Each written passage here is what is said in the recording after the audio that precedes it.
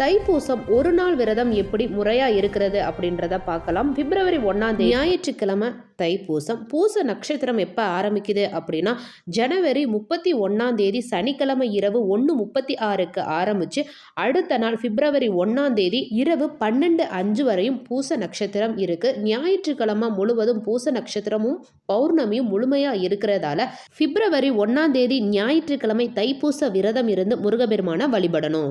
தைப்பூசம் அன்னைக்கு இந்த மாதிரி முறையா விரதம் இருந்து முருகபெருமான வழிபடும் பொழுது 48 நாள் விரதம் இருந்து வழிபட்ட பலன் நம்மளுக்கு கிடைக்கும் அப்படின்னு சொல்லப்படுது.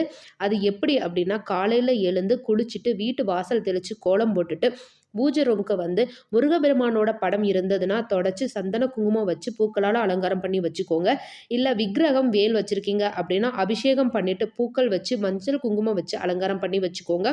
அப்புறம் ஒரு நெய்வேத்தியம் ரெடி பண்ணி வச்சுக்கோங்க. அப்புறம் முருகபெருமான் முன்னாடி விளக்கு ஏற்றி வச்சு உங்களுக்கு தெரிஞ்ச முருகபெருமானோட பாடல்களை பாராயணம் பண்ணி ஓம் சரவணபவ அப்படின்னு சொல்லிட்டு நீங்கள் விரதத்தை ஆரம்பிச்சிடுங்க. அன்னைக்கு முழுவதும் நீங்கள் உண்ணாம விரதம் இருக்கிறது அப்படின்றது அதீத பலனை நம்மளுக்கு கொடுக்கும். அன்னைக்கு முழுவதும் விரதம் இருந்துட்டு மாலை 6 மணிக்கு மேலே வீட்டில் முருகபெருமான் முன்னாடி சட்கோண கோலம் போட்டு சரவணபவ அப்படின்ற அக்ஷரங்களை எழுதி ஒவ்வொரு எழுத்துக்கள் மேலேயும் நெய் விளக்கு ஏற்றி வைங்க. இல்லை நல்லெண்ணெய் விளக்கு ஏற்றி வச்சு கந்த சஷ்டி கவசம், வேல்மாறல், திருப்புகழ் பாடல்களை பாராயணம் பண்ணுங்க.